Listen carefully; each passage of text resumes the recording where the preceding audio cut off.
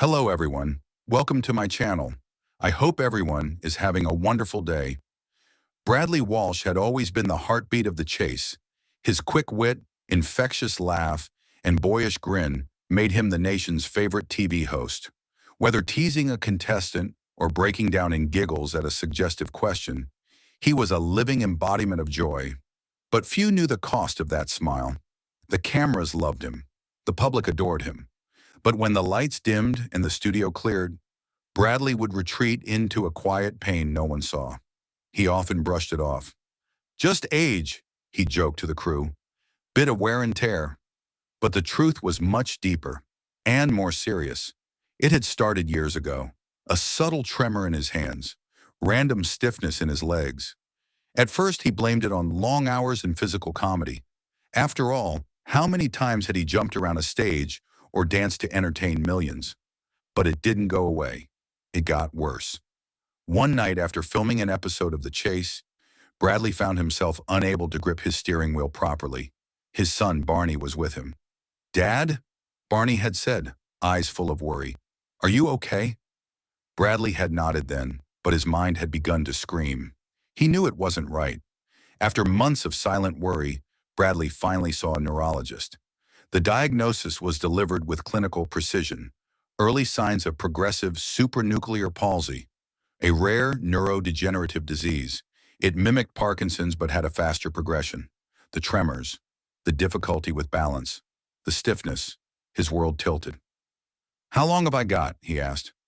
The doctor had not answered with a timeline, just suggestions, medication, therapy, stress management. Bradley walked out of that office not knowing if he'd ever be the same, and worse, not knowing how to tell the world. For nearly 2 years, Bradley kept it a secret. He was too afraid of pity, too proud to let people see the chinks in his armor. He doubled down on his energy, threw himself into the Larkins, comedy sketches, and travel shows with Barney.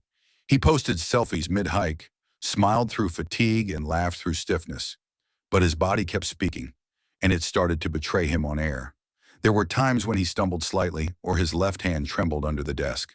Fans noticed. Comments surfaced. "Bradley looks off today. Is he okay? Bit drunk?" The last one stung. "I wish it was that simple," he muttered one night in his dressing room. The moment came during a taping of Beat the Chasers. As the camera zoomed in for a close-up, his hand visibly shook.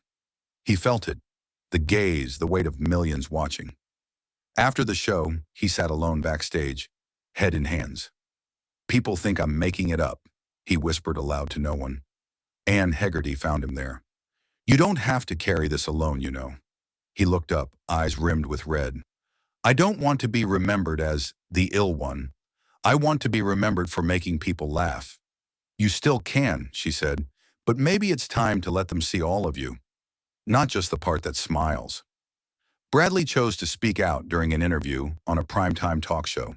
The host asked the usual questions about comedy, family, and legacy, then delicately turned to his health. Bradley took a breath. "I've been dealing with a condition for a while," he said. "It's called PSP, progressive supranuclear palsy." Bit of a mouthful, right? A nervous laugh from the audience. He went on. "It's not easy to explain. It affects movement, balance, sometimes vision. It's difficult. But I didn't want to say anything because, honestly, I thought people would think I was exaggerating, or worse, making it up." There was silence, then applause, real, deep, respectful. Headlines blazed the next day. "Bradley Walsh reveals rare health battle. People thought I was faking it." The response was overwhelming. Letters poured in. Fans thanked him for his honesty. Others shared their own experiences. Neurological associations reached out with offers of collaboration. Even the crew of The Chase wore ribbons in support of PSP awareness during filming that week. Mark Lavitt tweeted, "Proud of you, Bradley. You're more than a host. You're a warrior." Bradley didn't slow down. If anything, he focused. He launched a foundation in support of PSP research. He filmed a documentary about living with hidden illness. He gave talks at medical schools about the emotional toll of neurological conditions. He made it his mission to show the world that living with illness didn't mean giving up joy.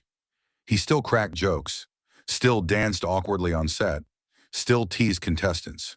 But now when people laughed with him, they also admired him. He had turned vulnerability into strength. One of the most emotional moments came during another travel special with Barney. The two were sitting on a mountain, overlooking a sunset. Barney turned serious. "Dad, I just want you to know, I'm proud of you." Bradley looked at his son, voice catching. "That means more than anything." They sat in silence, the sun dipping below the horizon.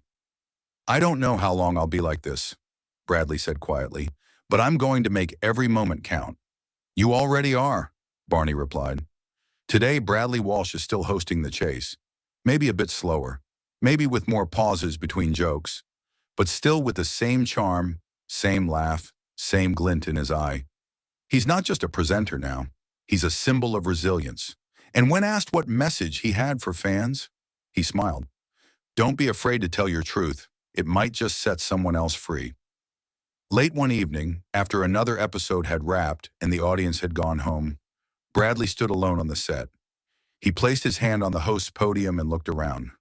The lights above him dimmed, and the studio was cloaked in a warm silence. He wasn't afraid of what lay ahead, not anymore. He had accepted his condition. What frightened him once now inspired him to live bigger, laugh louder, and love deeper. He had already won the greatest quiz of all, one not played with buzzers or timers, but with courage. With his platform, Bradley initiated a special series on ITV titled Conversations That Matter. The program paired him with doctors, patients, and caregivers, discussing the realities of living with rare illnesses. The pilot episode featured a young woman named Leah, who, like Bradley, had been misjudged and misdiagnosed for years. Their on-air dialogue was raw, unscripted, and deeply human.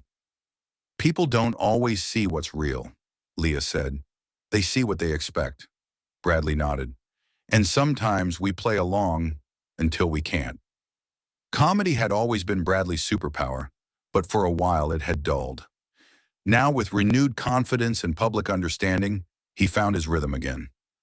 During one episode of The Chase, a contestant said, "You're a legend, Bradley."